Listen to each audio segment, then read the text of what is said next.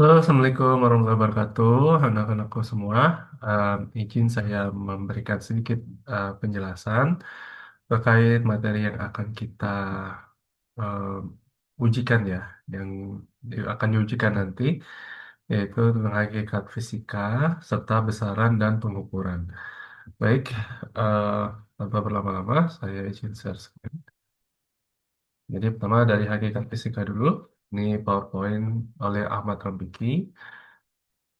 Kita mulai. Jadi, apa itu fisika ya? Pertama-tama, ada beberapa definisi ya. Jadi, bisa dibaca, tapi intinya adalah hubungan fenomena dan hukum serta hubungan antara materi dan energi. Ya, hubungannya bisa dalam bentuk gaya atau interaksi lainnya. Nah, terus juga pasti ada eksperimen dan pengukurannya ya, yang akan kita pelajari nanti juga. Nah, berikutnya, dia ada tiga ya, sebagai produk, sebagai proses, sebagai sikap. Ini mungkin di biologi dan kimia juga ada. Jadi, eh, intinya ilmu fisika itu sebuah kumpulan pengetahuan atau jalan berpikir dan cara untuk penyelidikan. Ada empat jenis, bukan jenis ya, ada empat bidang utama dalam fisika. Yang pertama ada mekanika klasik, terus ada termodinamika. Nah, mekanika klasik ini yang kita pelajari sebagai misalnya hukum Newton, seperti itu, vektor. Kemudian di termodinamika ini mempelajari tentang suhu, kalor, terus tentang gas, mesin-mesin gitu ya. Kemudian ada elektromagnetisme, ini yang di rangkaian listrik, di elektronika itu pakai elektromagnetisme. Dan terakhir ada mekanika kuantum. Nah, ini dipelajari nanti di kelas 12 kalau dapat ya. Ini intinya mempelajari fisika dalam ukuran yang sangat kecil eh, dan eh, agar bisa mentranslate yang terjadi di skala besar gitu. Oke. Nah, ini bidang-bidang yang sedang tren dalam penelitian astrofisika, fisika partikel, fisika atomik. Terus ada sekarang tuh fisika zat terkondensasi. Ini kalau kita buat baterai atau eh, nuklir ya. Lanjut. Nah, sebagai produk, fisika itu sekumpulan pengetahuan yang berupa fakta, konsep, prinsip, hukum, rumus, teori, model, intinya yang sudah jadi, yang kamu pakai jadi, apa namanya, ada rumusnya, ada hukumnya, itu sudah jadi produk. Nah, alat-alatnya itu juga produk. Nah, kemudian kalau sebagai sikap, jadi ilmu fisika itu kalau sebagai sikap terlahir dari rasa ingin tahu yang besar. Jadi kalau kamu punya rasa ingin tahu, berarti sudah ada tuh ilmu fisika sebagai sikap kamu ya. Nah, objektif, jujur, dan terbuka, serta mau mendengarkan pendapat orang lain. Nah, maksudnya objektif apa? Ya, maksudnya kalau misalnya faktanya menunjukkan A, ya kamu jangan bilang B gitu. Itu namanya objektif. Kemudian fisika sebagai proses. Nah, jadi gambar pendekatan yang digunakan untuk menyusun pengetahuan. Jadi harus ada fenomenanya dulu, dan setelah ada fenomena kita bikin dugaan atau hipotesis, terus diamati, diukur, terus diselidiki, dan terakhir dipublikasi. Itu prosesnya ya. Lanjut, tujuan utamanya ilmu fisika memperoleh produk yang bersifat khas dan dapat menjelaskan gejala alam tersebut. Nah, produknya bisa tadi konsep, teori, hukum, ya bisa juga alat. Kemudian menjelaskan perilaku, materi, dan energi. Kemudian memahami hukum-hukum alam tentang fenomena. Baik fenomenanya besar atau kecil, ya makro dalam skala planet-planet, atau mikro dalam skala atom atau quark, kayak gitu. Nah, terus tujuan terakhirnya mendapatkan landasan ide penerapan prinsip-prinsip hukum alam. Nah, ini eh, tujuan yang membuat kita hidupnya jadi lebih praktis ya. Kamu bisa nonton video ini itu karena penerapan dari elektromagnetik ini seperti itu. Nah, ini semua eh, apa namanya manfaat-manfaat yang didapat ya dari penerapan ilmu fisika, sinyal listrik, sinyal internet, gadget. Nah, jadi itu penting dipelajari eh, di setiap bangsa atau negara. Nah, fisika sendiri turunannya banyak ya. Ada geofisika, fisika nuklir, fisika elektro, teknik elektro, seperti itu. Nah, tapi untuk induknya adalah fisika. Nah, ini manfaatnya, tujuan dan manfaat mirip-mirip ya. Eh, jadi pertama ini bisa kamu baca sini. Oke, nah ini semua peran-perannya bisa kelihatan dari saat bangun tidur sampai kamu tidur lagi itu ada fisika. Ya terutama di bagian listrik ini pembangkit listrik. Di sini ada, hmm, saya kurang tahu ini alat apa ya. Kelihatannya seperti mikroskop elektron. Ya. Dan ini ada MRI atau CT scan, kayak sebenarnya CT scan ya. Ya ini alat untuk ya melihat isi tubuh seperti itu. Nah, ini metode ilmiah seperti bisa kita lewat karena saya yakin di beberapa di kimia dan biologi sudah jelaskan ya. Karena metode ilmiah sama semua untuk semua mapel. Intinya harus objektif, metodik, sistematik, dan berlaku umum. Artinya berlaku umum bisa dilakukan oleh siapapun di direka ulang ya, dilakukan ulang untuk membuktikan ini benar nggak sih hasil penelitiannya apa enggak gitu.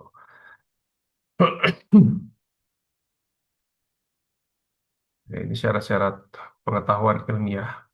Jadi bersifat kritis dan analitis, logis, objektif, empiris, konseptual.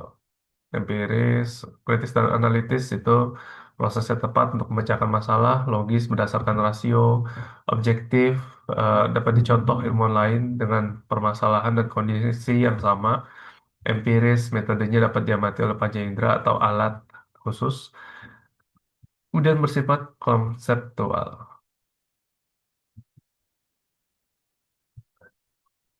Baik, untuk ini hakikat fisika bisa dibaca selebihnya karena sama, saya yakin sama dengan mapel kimia dan biologi.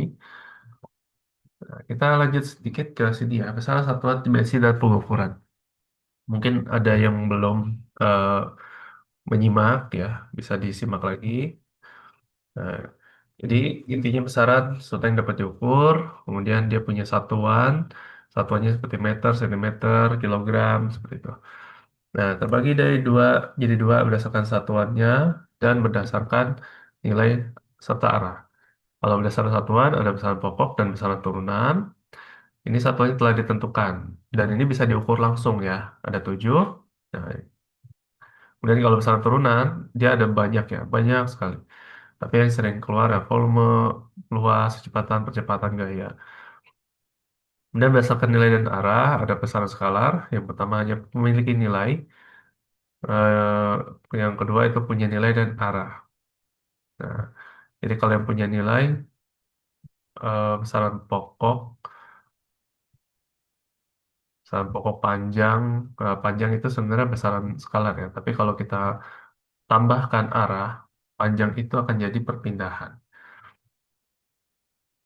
Oke, lanjutkan. Nah, ini untuk besaran pokoknya jiwaku SMP, jumlah zat, dasar cahaya, waktu, kuat arus, suhu, masa panjang. Nah, cuma untuk yang di kelas 10 kita akan sering berurusan dengan masa panjang sama waktu ya, MLT. Dan ini besaran turunan.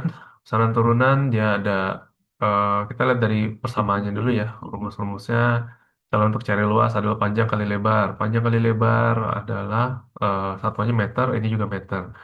Kalau kita kalikan meter dengan meter jadi meter persegi, dan dimensinya jadi L2. L pangkat 2. Nah, L itu apa? Dia length ya. L itu length alias panjang. M itu mass, T besar itu time. Nah, ini tadi saya jelaskan cara menentukan dimensinya. Itu kita tuliskan dulu rumusnya. Nah, terus dilihat nih, massa itu kita masih mau cari dimensi dari gaya ya. Gaya itu yang F ini. Jadi kita mau cari dimensi dari gaya, berarti kita tulis dulu eh, satuan dari ini rumusnya. Kalau massa, satuannya kilogram. A itu akselerasi atau percepatan meter per second kuadrat. Nah, jadi ini adalah satuan penyusunnya. Nah, terus kalau kita tulis kilogram itu massa kan, massa itu M. Terus ini M yang ini meter. Kalau meter berarti panjang ya, length. Terus second, second pangkat 2. Jadi time. Nah, kenapa di sini time-nya pangkat min 2? Jadi seperti ini. Kalau kita tulis kilogram kali meter per second kuadrat. Nah, di matematika, kalau pangkat itu, kalau pangkatnya ada di bawah sebagai pecahan, itu kita bisa tuliskan sebagai min. Kita bisa naikin ke atas, tapi pangkatnya berubah tanda. Ya, bukan jadi minus ya, tapi berubah tanda. Kalau di bawahnya aslinya minus, maka saat dia naik ke atas jadi plus. Seperti itu. Nah, jadi kalau dia udah seperti ini, maka dimensinya M, L, T, min 2. Nah, untuk dimensi boleh dikurung, boleh tidak, tapi dia harus huruf besar ya. Oke, kita lanjutkan ke latihan. Nah, yang satu dari sistem besaran berikut ini termasuk besaran pokok dalam sistem SI. Nah, berat ini tidak sama dengan massa ya, hati-hati. Jadi dia beda. Eh, Kemudian muatan listrik itu tadi tidak ada ya, yang adanya arus listrik. Jadi ini juga tidak sama dengan arus listrik. Nah, volume ini udah jelas dari satuannya aja meter pangkat 3, ya meter kubik. Berarti ini juga bukan. Nah, yang jawabannya adalah suhu ya. Kalau suhu dia satuannya adalah Kelvin. Kalau kecepatan meter per second. Nah, kalau berat apa? Kalau berat itu dia adalah gaya sebenarnya, salah satu jenis gaya. Jadi untuk berat dia satuannya adalah Newton atau kilogram meter per second kuadrat. Seperti itu. Oke, nomor 2. Besaran berikut yang merupakan besaran turunan. Turunan ada gaya, iya. Kecepatan, iya. Panjang, tidak. Berat, iya. Daya, iya. Waktu itu besaran pokok. Massa, besaran pokok. Waktu juga. Nah, kalau kecepatan, iya. Berat ini besaran turunan, energi besaran turunan, massa besaran pokok. Jadi jawabannya adalah yang E. Oke, lanjut. Jika M dimensi massa, L dimensi panjang, dan T dimensi waktu, dimensi tekanan adalah, tekanan itu, bahasa Indonesia pressure ya. Pressure, dia adalah, kalau di SMP udah belajar ya, saya yakin ini force over area, alias gaya per luas. Nah, gaya tadi bisa kita ambil satuannya kan kilogram meter per second kuadrat ya. Ini. Kemudian kalau luas adalah meter pangkat 2. Nah, satuannya kita gabung dulu nih. Ini kan M-nya pangkat 1 ya. Ini M pangkat 2 yang bawahnya. Kalau dia ada pangkat atas sama bawah, maka kita jadi pangkatnya kita satuin, tapi yang atas dikurang dengan pangkat yang bawah. Sehingga satuannya jadi M L pangkat min 1 T pangkat min 2. Nah, jadi jawabannya adalah yang B. Oke, kita lanjut.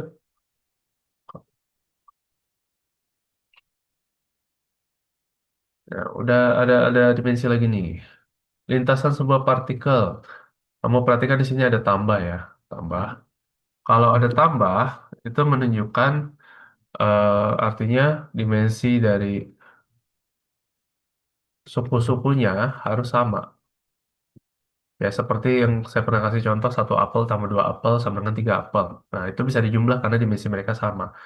Artinya apa? Artinya dimensi si A dengan BT dengan CT kuadrat harus sama. Oke, kita lihat dalam rumus itu X menunjukkan tempat kedudukan dalam CM. Oke, jadi kita ambil satu-satu ya. Misalnya kita ambil X, satuannya X sama dengan satuannya A. Karena X itu CM, maka A juga CM. Nah, jadi A CM. Kita lanjut yang kedua. Kita ambil suku yang kedua, yaitu B kali T. Nah, ini CM, B ini kita belum tahu. T itu satuannya adalah second. Jadi kalau kita tukar kiri kanan, B kali S sama dengan CM.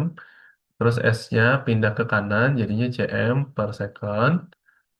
Nah, yaudah ini satuannya. Jadi kalau untuk B, ya adalah CM per second. Untuk C, salah.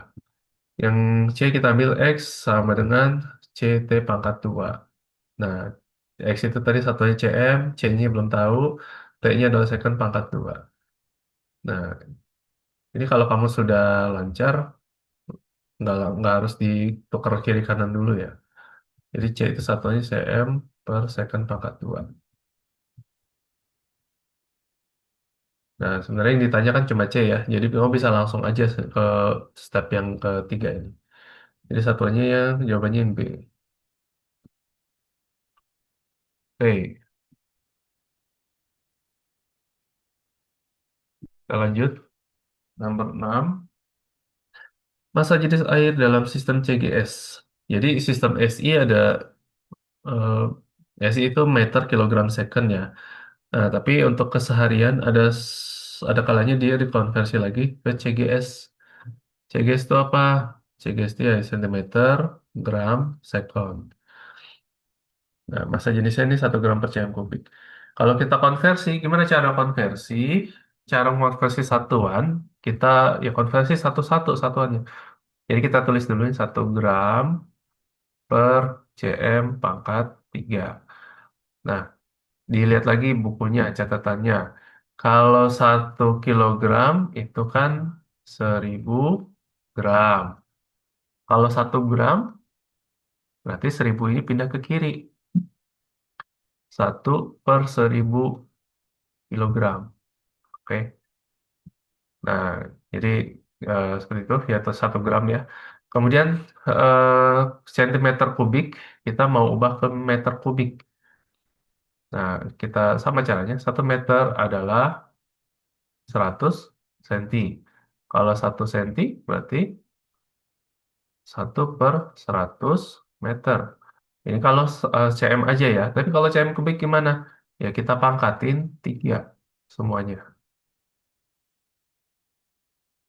Nah, jadi 1 pangkat 3 adalah 1 cm pangkat 3 ya cm pangkat 3.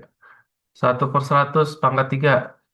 1 per, nah ini 100 nih dipangkatin 3. 100 kali 100 10.000. 10.000 kali 100 berapa tuh?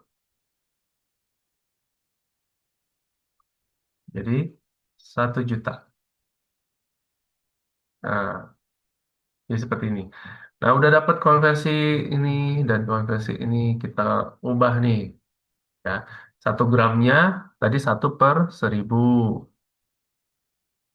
kilogram. Yang bawahnya 1 per 1 juta meter kubik. Ingat, ini pelajaran SD. Pecahan, pecahan dibagi dengan pecahan. Jadi kalau ditulis ke samping seperti ini. Nah, gimana nih? Ini kan jadinya dikali ya. Dikali dan dia dibalik.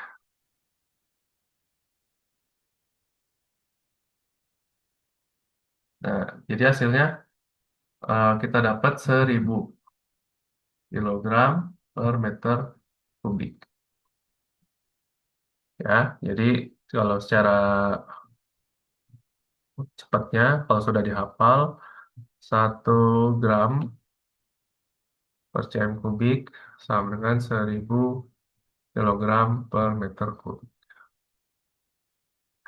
Nah, jawabannya yang ini, E. Ya, ini 1000, nol ada 3 ya, jadi 10 pangkat 3. Oke, semoga yang jelas. Kalau kurang jelas di pause, diputar lagi videonya, simak lagi ya. Oke, kita lanjutkan.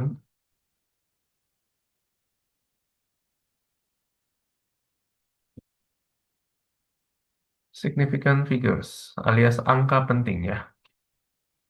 Apa angka penting perlu dipelajari?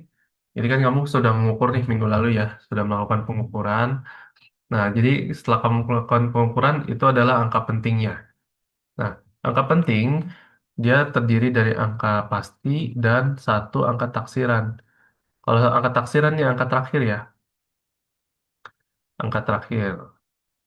Nah, misalnya yang kemarin kamu ukur ada em, 1,25 milimeter. Nah, maka yang terakhir ini angka pentingnya ada tiga dengan ini angka pasti, ini angka taksiran. Kenapa angka taksiran? Karena kalau kamu lakukan pengukurannya misalnya sama teman, bisa aja teman kamu kan 1,24 atau 1,26 milimeter. Nah, itu berarti angka taksirannya adalah angka yang ya belum pasti, masih taksiran gitu.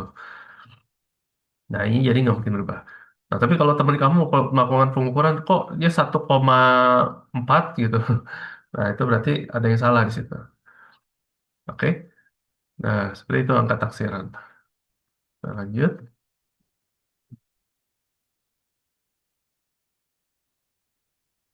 Aturannya ada empat ya. Semua angka bukan nol adalah angka penting. Jadi kalau angkanya, ya ini ada lima angka penting. Terus kalau angka nolnya di antara angka bukan nol yang ini, nah maka ini adalah termasuk angka penting. Jadi angka penting ada empat. Nah, kalau nol yang di sebelah kiri, kalau dia desimal, terus sebelah kirinya itu nol juga paling kiri, maka ini bukan angka penting nih. Nah, angka pentingnya cuma yang ini, 3/5. Nah, ini kenapa ada dua ya? Ya itulah. Terus angka nomor 4, angka nol di angka kanan bukan nol. Nah, jadi kalau dikasih notasi garis ini, maka ini angka taksiran nih. Kalau angka taksiran berarti dia termasuk ke dalam angka penting. Jadi 450. Tiga angka penting, terus jadi segini. Kalau kita konversi ke notasi ilmiah. Nah, ini ada satu, dua, tiga, empat. Ada empat angka penting. Nah, yang ini juga kalau dia nggak ditulis, jika tidak ada angkanya, maksudnya tidak ada tandanya, maka semuanya ini angka penting. Ya, kalau desimal, nah ini termasuk angka penting. Kenapa begitu? Ya bisa aja ini hasil pengukurannya emang 12,0 pas gitu di 0 milimeternya. Bandingkan dengan pakai sentimeter yang biasa 12 sentimeter aja gitu. Kita nggak tulis milimeternya. Nah kan beda ya. Ini 12,0 ini termasuk angka pengukuran, jadi ini angka penting juga. Ini juga sama ya, ada 6 angka penting. Ngomong-ngomong ini nggak boleh disebutnya 12,340 ya. Kita harus sebutnya 12,3400. Ya, jangan sebutnya 12,3400 itu akan bikin kebingungan. Oke. Nah, eh kalau ini kasus khusus saja. Baik, kita lanjut. Oh, aturan terakhir. Jadi angka nol di belakang angka bukan nol dapat ditulis dalam format notasi ilmiah. Intinya notasi ilmiah itu bentuknya ini. A, koma B, C kali 10 pangkat N. Dengan nilai A-nya itu harus antara 1 sampai 10. Nah, jadi kita lihat sini. Jadi nggak boleh ditulis ya. Nggak boleh ditulis 12,5 kali 10 pangkat 3. Secara matematika nilainya sama, tapi notasi ilmiah yang benar yang ini. Ini salah. Ya. Oke, nah ini ada empat angka penting. Kalau berarti si A, B, C-nya ini harus ngikutin juga nih. Ini empat angka penting. Nah, kalau dia, oh, maaf, yang sebelumnya tadi saya ada yang salah ya. Jadi kalau dia tidak ada angkanya, tidak ada ditandai nolnya yang mana, yang angka penting, maka semua nol ini bukan angka penting. Ya. Jadi kalau dia 12.500, ada koma titiknya sini. Nah, ini berarti termasuk angka penting. Oke, lanjut sini. Nah, ini nol di depan desimal tadi bukan angka penting, jadi angka penting cuma satu. Jadi angkanya 3 aja. Seperti itu. Ya, ini digunakan untuk mengukur yang besar-besar atau terlalu kecil ya. Nah, mungkin caranya ada yang masih bingung caranya gimana. Kita lihat di sini. Kalau dia kayak gini kan, koma di sini kan harusnya. Nah, kalau geser ke kiri, kita berarti kan mau geser sampai sini nih. Kita geser satu, dua, tiga, empat, lima, enam, tujuh, delapan, sembilan, 10, 11, 12. Nah, kita geser ke kiri 12 kali. Kalau ke kiri dia jadi positif nih. Nah, kalau kita mau yang ini, berarti kan mau komanya di sini kan? Jadi satu, dua, tiga, empat, lima, enam, tujuh, delapan, sembilan, 10, 11 kali. Oh, oh di sini salah ini berarti. Coba lagi ya. Satu, dua, tiga, empat, lima, enam, tujuh, delapan, sembilan, 10, 11. Ya, ini harusnya 11. Ini 2,7 kali 10 pangkat min 11. Oke, lanjut ya.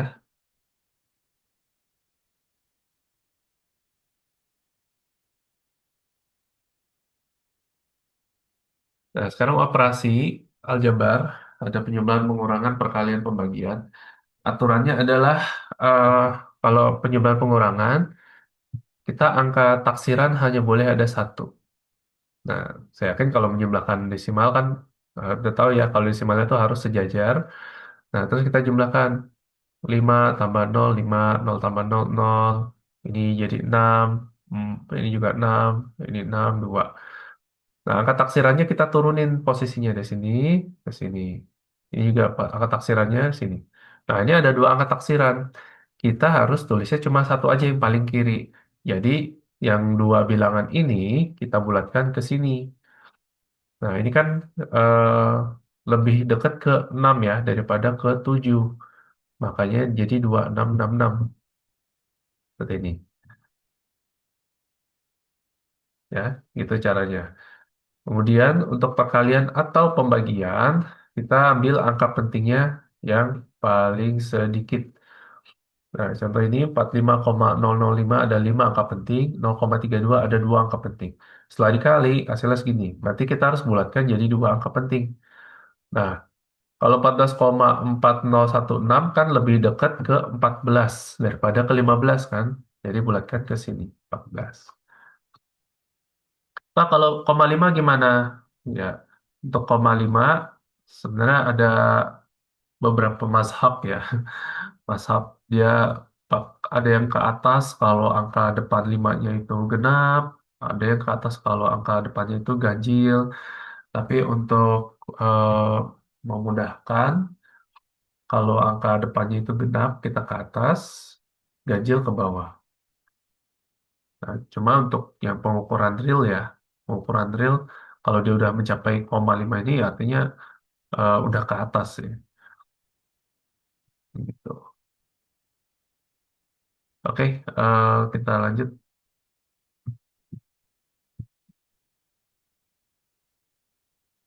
Nah, kalau kuadrat sama akar kuadrat itu kan kayak perkalian ya. Jadi kita ikutin aturan perkalian sama seperti bilangan asalnya. Ya, contoh ini. Ini dua angka penting, bulatkan jadi dua angka penting. Ini tiga angka penting, jadi ditambahin jadi tiga angka penting. Cuma harus diingat ya, aturan angka penting ini berlaku untuk hasil pengukuran. Kalau bukan hasil pengukuran, jangan dibulatkan pakai aturannya. Contoh, kita mau cari luas, luas lingkaran. Luas lingkaran kan pi r kuadrat. Nah, yang hasil pengukuran kan ini, ya kan? Pi itu bukan hasil pengukuran. Jadi nggak boleh kita bulatkan ke pi. Ya, lagian pi itu kan digitnya unlimited ya. Jadi susah juga bulatinnya. Jadi bulatin ke hasil pengukuran ya. Atau kalau kita cari keliling, Keliling adalah 2 kali panjang tambah 2 kali lebar. Dua di sini bukan pengukuran. Ya, jadi nggak boleh dibulatkan ke satu angka penting. Oke. Dan ini juga adalah penjumlahan ya. P tambah L tambah L. Jadi kita pakai aturan penjumlahan di sini. Yang aturan penjumlahan tadi eh, angka taksirannya cuma satu yang paling kiri. Oke. Ini ya. Ini aturan pembulatan angka penting. Kalau angkanya di atas 5, yang sebelah sini jadi satu, tambahin satu. Kalau di bawah 5, berarti yang ini dihilangkan.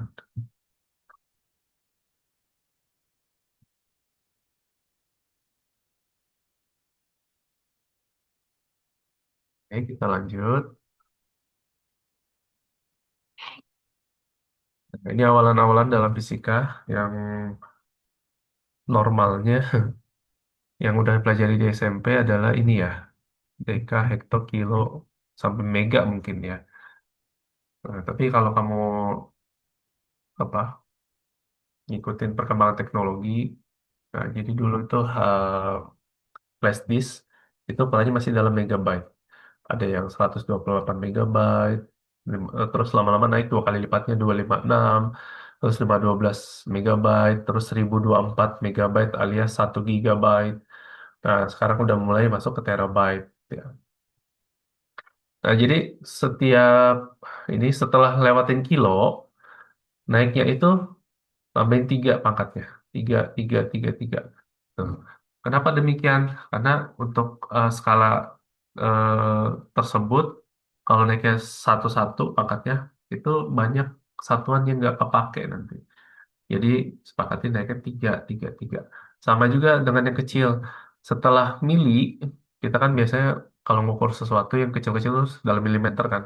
Lebih kecil lagi, kita nggak akan ada gunanya kalau jadi 10 pangkat min 4 gitu. Jadi kita ukur dalam skala mikrometer, 10 pangkat min 6, terus min 3, kurangin 3 lagi, dan seterusnya. Oke. Nah, spill dikit nanti kalau yang keluar sampai sini paling untuk giga. Giga, terus kalau untuk yang kecil sampai nano. Ya, oke. Ini bisa dibaca sisanya, pangkat-pangkatnya. Ini prefiksnya. Prefix ini awalannya ya. Kilogram, kilometer, kilowatt, sentimeter, sentigram. Tapi sentigram jarang, jarang ya. Miligram nih seringnya miligram. Terus gigabyte, gigawatt, gitu. Oke. Nah, ini konversi satuan. Silakan dicoba. Kalau ada yang mau ditanyakan, nanti boleh via WhatsApp ya, tanya ke saya. Oke,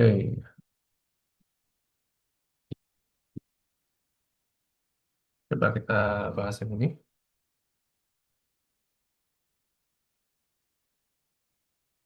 Sil pengukuran. Tabel mana yang tidak benar? Angka pentingnya 2 benar. Banyak angka desimal. Angka desimalnya 3 benar. Ini angka pentingnya 3 desimalnya 1. Dihitungnya itu yang ini ya, belakang komanya ya. 1, 2, 3, 4, 5, 6. Benar juga. Angka pentingnya ini salah ya, karena 0 di sini termasuk angka penting. Angka desimalnya 2 benar.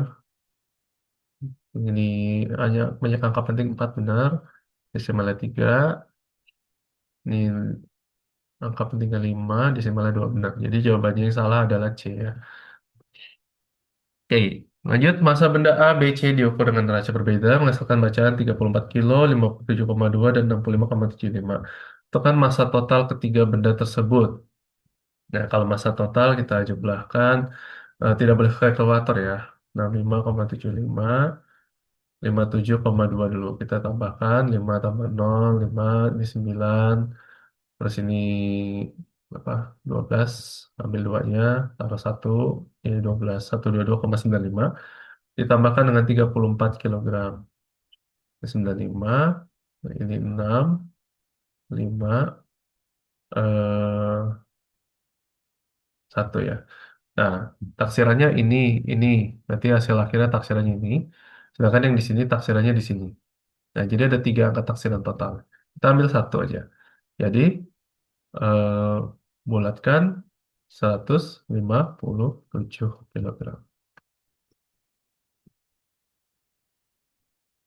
Ya, jadi 2 angka taksiran terakhir dibulatkan ke depannya. Karena ini lebih besar dari 5, maka yang angka depan ini naik ke atas.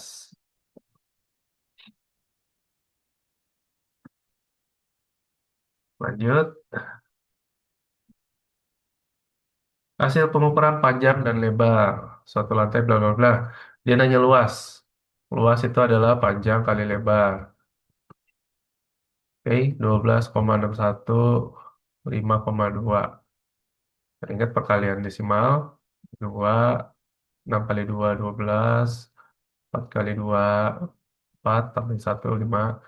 Terus ini 2. Nah, terus ini 5.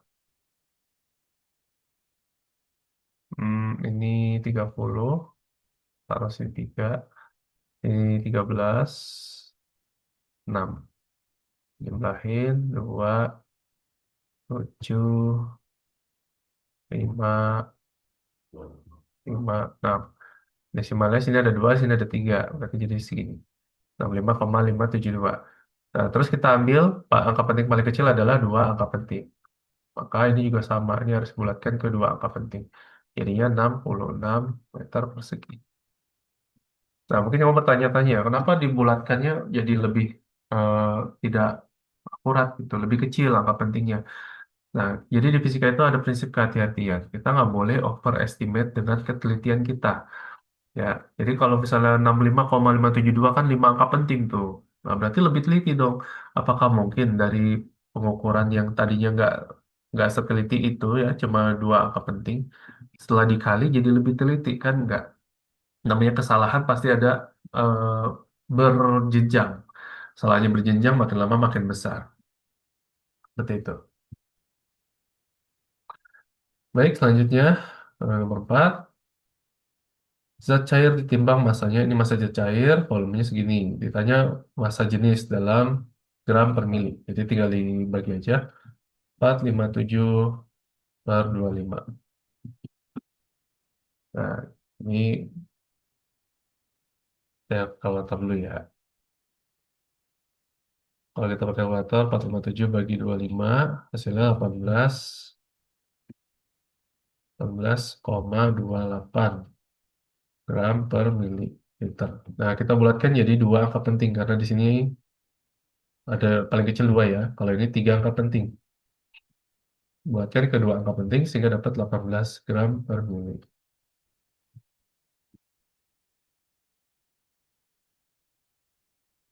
Oke, hmm, lanjut.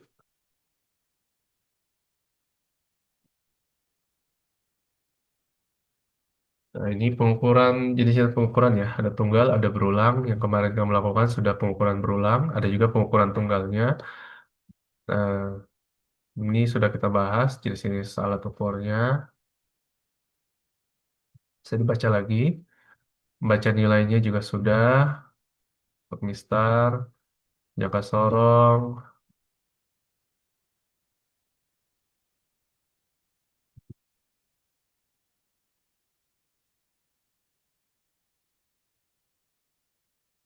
Nah, ini menginfokan lagi ya. Jadi, ada 2 cara membacanya. Untuk yang di sini, kalau kamu perhatikan, eh, yang diajarin di kelas itu adalah membaca angkanya. Sedangkan yang di sini itu membaca jumlah gridnya. Di sini 15 nih. Kenapa 15 dari mana? Kita hitung nih, ini satu grid, 2, 3, 4, 5, 6, 7, 8, 9, 10, 11, 12, 13, 14, 15. Ada 15 grid. Jadi kalau ngitung jumlah gridnya, itu dikali dengan tulisan yang ada di sini. Nah, tapi kalau dibaca adalah angkanya, ya non berarti tinggal kan garisnya di sini ya. Berarti 7,5 kali 0,1 milimeter.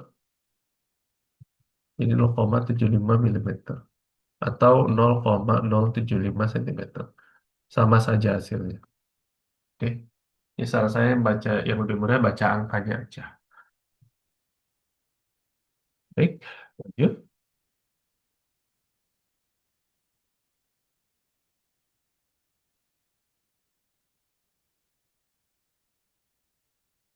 Nah, ini mikrometer. Ya, mohon maaf, di beberapa kelas mikrometernya tidak dipraktekkan karena di 3 kelas pertama mikrometernya rusak, sebagian besar jadi rusak. Jadi kita nggak bisa praktek lagi. Ya, jadi mohon perhatian kalau pakai alat didengarkan instruksi dari guru cara pakainya gimana agar tidak rusak ya. Oke, ini sudah dijelaskan juga, kita bisa lewat.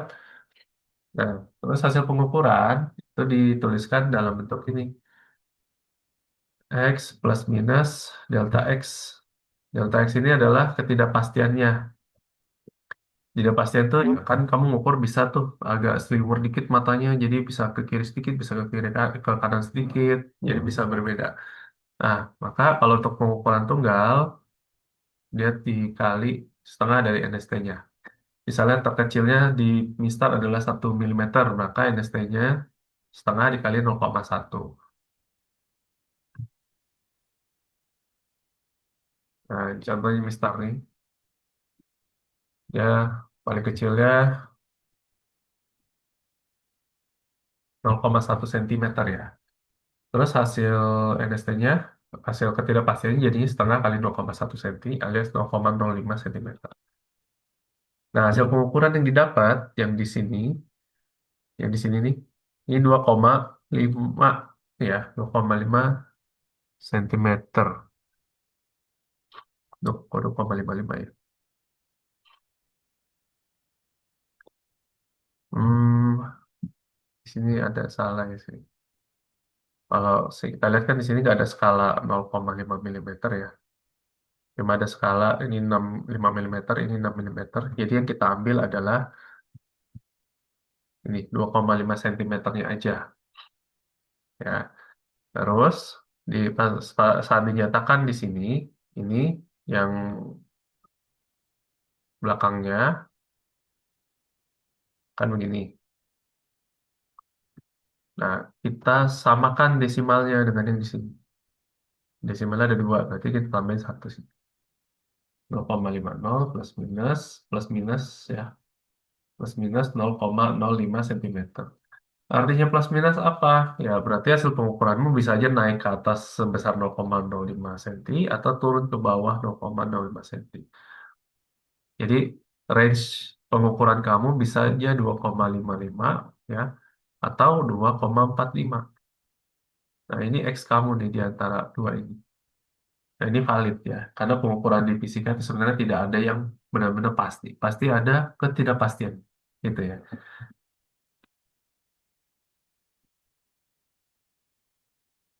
Oke,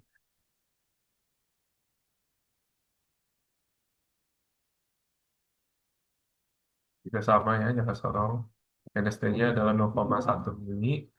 Jadi ketidakpastiannya 0,01.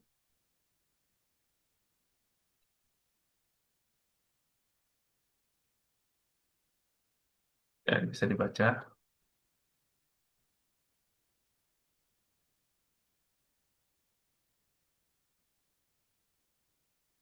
Nah, kalau ketidakpastian relatif, ini untuk kamu apa namanya? Untuk dibaca aja dulu. Spill dikit ini nggak keluar ya di PH. Nanti paling keluarnya di kalau praktikum lagi di tidak harus praktikum untuk besaran ini ya. Praktikum untuk fisika kan banyak praktikumnya. Jadi akan dipakai ini praktikum di praktikum selanjutnya. Ya, ini contohnya ketidakpastiannya. Nah, ketidakpastiannya ini dia menentukan seberapa banyak angka penting yang boleh kita pakai.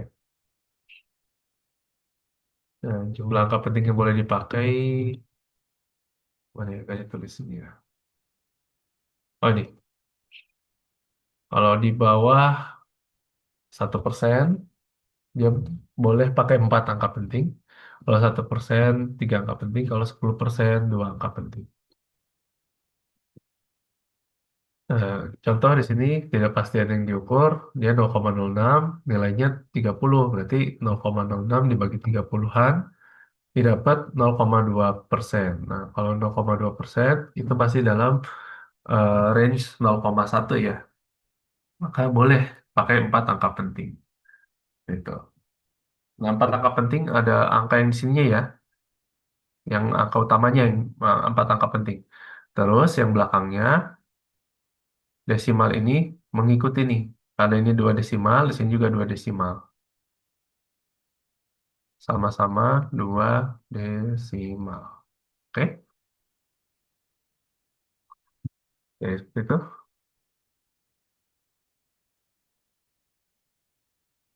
Untuk yang ini